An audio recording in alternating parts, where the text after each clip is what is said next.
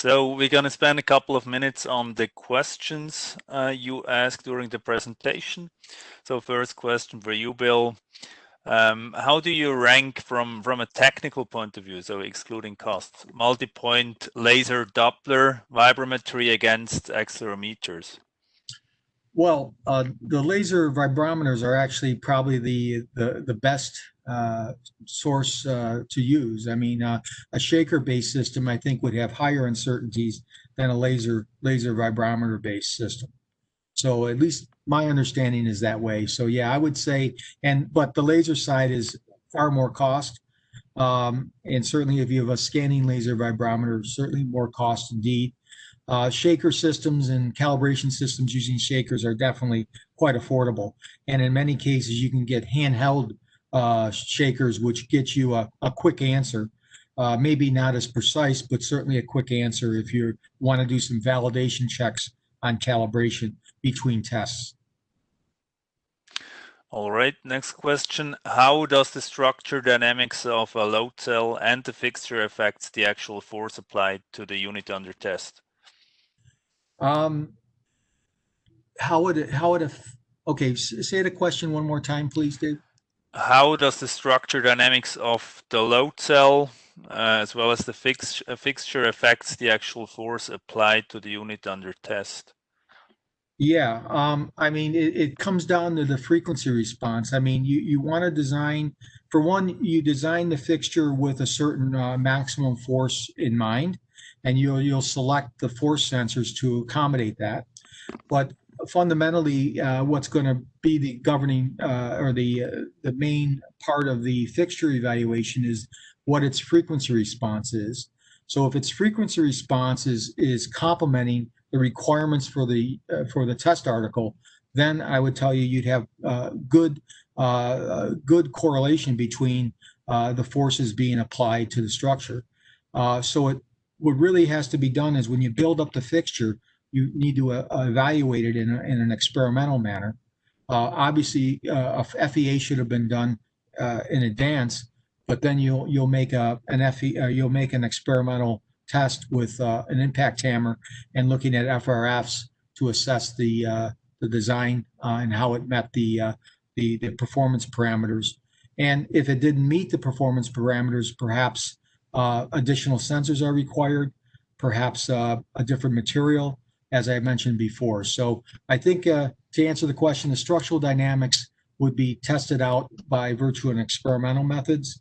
And if they match the test requirements of the test article, then I think you have a good match between what we need to apply the forces to the test article.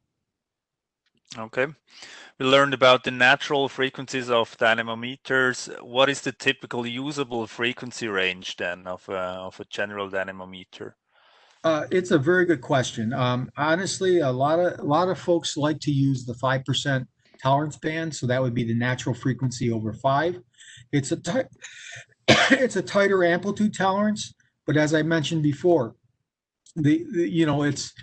sometimes when you get to testing your dynamometer and actually experimentally evaluating it, you might find that the natural frequencies aren't quite what you expected. So you might have to open up the amplitude response tolerance to say 10% to be able to accommodate a wider range of frequencies.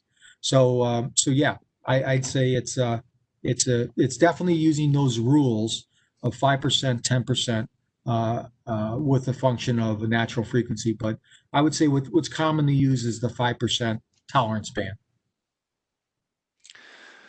What about magnesium as material for dynamometers? Oh my gosh, that would be, yeah, that's a pretty amazing material. I have not seen magnesium-based dynamometers, but I've certainly seen the magnesium-based head expanders. So yes, for sure, I think that would be an interesting trade study to make in terms of a fixture. But I think manufacturing magnesium is actually not many places have that capability. So I think there would be some other factors you'd have to look at, but maybe there's some special cases where magnesium would be required. The summation operation can be done only when we assume the force sensors and their mounting are completely rigid in such frequency range. Is that correct? Well, I mean, completely rigid. I mean, piezoelectrics are rigid. Are rigid. I mean, they are very stiff compared to, say, alternate technologies. So yeah, I would say the piezoelectric already complements that because they're stiff. They're by design they're stiff. So you meet that requirement. If all the force signals are fed into the vibration controller, the controller can do the summation in the time domain right after the AD converter. Is that correct? Uh, that is correct. You're going to see an example of that in this part two session. I mean, for example, M plus P is a pretty famous company. You can definitely put force sensor signals in there and do more elaborate control. Some institutes or some facilities I work with, still create their own some signals and go in that way. So it's still quite a mix in the industry. It's not, yeah, but definitely you can go into the controller with multiple signals, and the controller can do a lot of the work itself for sure, do the calculations. Okay, next question. Is an impulse hammer the only way to check the natural frequency of a force platform, or are there other ways? Well, there are other ways. I mean, you can actually do a low-level sine sweep and then sort of plot out the where the resonances occur, using accelerometers. Or even using force sensors if you had to. So yeah, I would say a low-level sine sweep beyond the first resonance would be one other option. As I said, you can dynamically test the fixtures, so it might be an option to really look at also, or dynamically calibrate the fixtures using a low-level sine sweep below the first resonance. You can also do apply that same concept a bit higher in frequency as well. We have a few questions left. However, feel free to type in your questions if you should have any. A question on wireless sensors. How Ah, does our portfolio look like when it's about well, wireless? oh my gosh. Okay, I'll tell you, wireless sensors.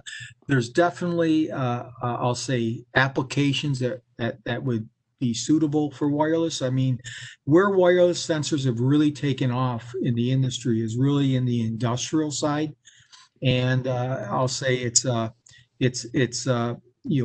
low rate, low bandwidth type applications where you don't need very high data rates. And in some cases, there might actually be some smart sensor capability within these sensors as well, where you're actually taking the signal and maybe making calculations and maybe sending over the wireless certain, say, final parameters.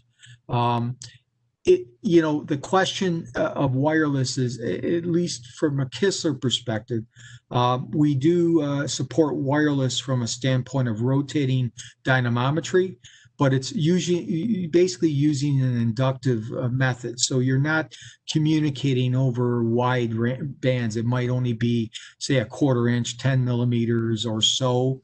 True wireless, capability is certainly something being discussed, but to bring it and realize it in a laboratory environment is one of those things that definitely will take a little more work to assess. So it's definitely a topic we're interested in, and I don't have an answer for you, but I would say that there are parts in the industry where you'll find base stations and wireless base stations which can transmit data, and you can probably create your own wireless system.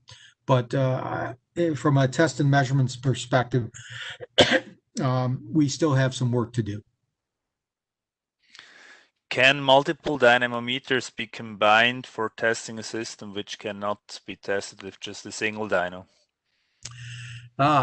Um, that's going to require a little more thought and to answer that question, but it should be possible. But I think if you can please send another message to Dave and maybe give me a little more background, or I will certainly follow up with you personally and try to give you a more complete answer once I understand the application a little bit better.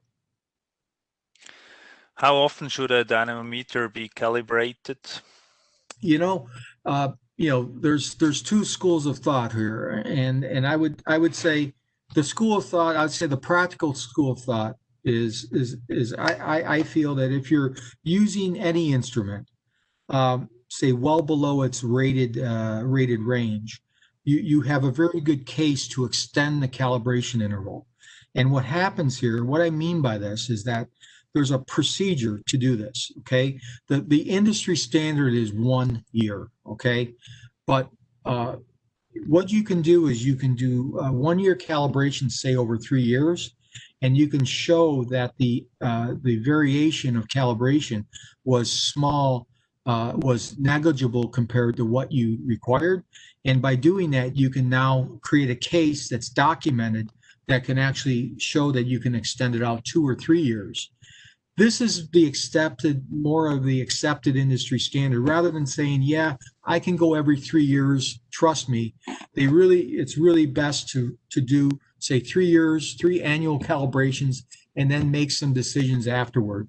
But I would say there's a very good case for, say, micro vibration to say that you can extend that calibration because you've got very low level forces, and I would not expect the dynamometer to change much. It's a quartz instrument. Then again, if you're using really large structures and force limited vibration, and you're really at the maximum limits of the force sensor capability, I would probably want to get those sensors calibrated more often because of that. So I think there's a couple ways to look at it, but certainly doing 3 annual calibrations and making a decision off of that is really an accepted way, and I think it's documentable, and then you can actually discuss it with either internal customers or external customers when they ask about your calibration practice, and you have a way to take them through your rationale. All right, so the last question for today's session. Does overhang of the test article affect the sensor crosstalk? Overhang will definitely affect the solution. Okay, this is often a question I get. How much? It's hard to say without looking at each case specifically. But if you have maybe a stiff enough adapter plate on the dynamometer, and say thick enough or stiff enough, it perhaps is not a big influence. So I would say if you want to talk further about that, please send me a mail personally, or let's talk a little bit more about your application, and I'm happy to give more precise answers. No problem. All right. So thank you very much for joining today's session. Thank you, Bill, for your presentation. You will all get the recording of this webinar.